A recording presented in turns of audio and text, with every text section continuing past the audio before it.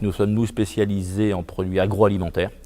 Tout ce qui est peut-être céréales, tout ce qui peut être aussi aliments pour animaux, les huiles, les sucres. Notre activité est de certifier la qualité d'un produit contractuellement parlant, entre un vendeur et un acheteur, par rapport à des spécifications bien précises qui correspondent soit à un contrat, soit à un cahier des charges. Notre société est totalement indépendante pour plusieurs raisons.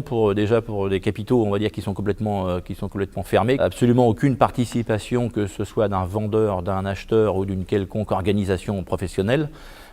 Et puis donc notre réputation, on va dire, qui fait que depuis de longues années maintenant, notre nom est connu, que ce soit parmi donc tous les opérateurs de la filière, acheteurs, vendeurs, et aussi bien sûr aussi, ce qui est important, par les banques, par les grandes banques internationales, qui donc vont payer la transaction tout simplement, qui vont donc transmettre les fonds de l'acheteur au vendeur sur la base de nos certificats de qualité.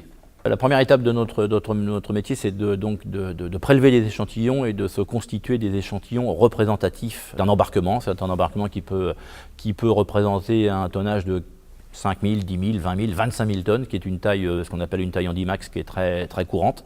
25 000 tonnes que nous devons d'abord déjà réduire d'une manière très représentative en 2 kilos. Bon, ce qui n'est pas forcément le plus facile. Ensuite, on va commencer donc nos analyses plutôt en cours de chargement en analyse physique. C'est-à-dire tout reconnaître un petit peu tous les défauts de la marchandise, des pourcentages de grains cassés, des maladies présentes, des grains qui sont plus ou moins germés, des taux de vitrosité par exemple sur les blés durs qui seront différents d'une année sur l'autre. La deuxième étape sera donc toute une série d'analyses technologiques qui sont bien sûr aussi partie intégrante du contrat, comme la teneur en protéines, comme le gluten, qui seront faits une première fois par nous par des analyses rapides, non officielles, et qui seront revalidées par des laboratoires officiels, cofraquisés, etc.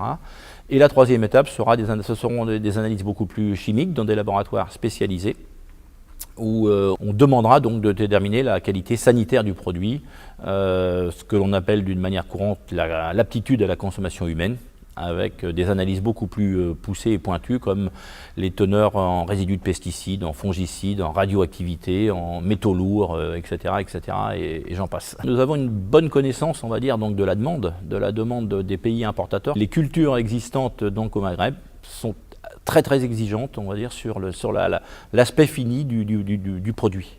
En parlant du blé dur, c'est un produit extrêmement noble. C'est quelque chose qui est beaucoup plus qu'un produit agroalimentaire de base, et c'est quelque chose qui sera utilisé dans les repas tous les jours. La législation européenne est très suivie, on va dire, par les acheteurs, et nous essayons de suivre ça. Quand je dis nous essayons, nous parvenons de suivre ça le plus précisément possible pour bien sûr être parfaitement à jour de toutes les exigences, comme par exemple ça peut être des réductions de pesticides, comme on a connu il y a très peu de temps sur le dichlorvos-malathion par exemple, et donc bien sûr nous devons adapter notre activité, nos recherches et nos inspections sur la réglementation.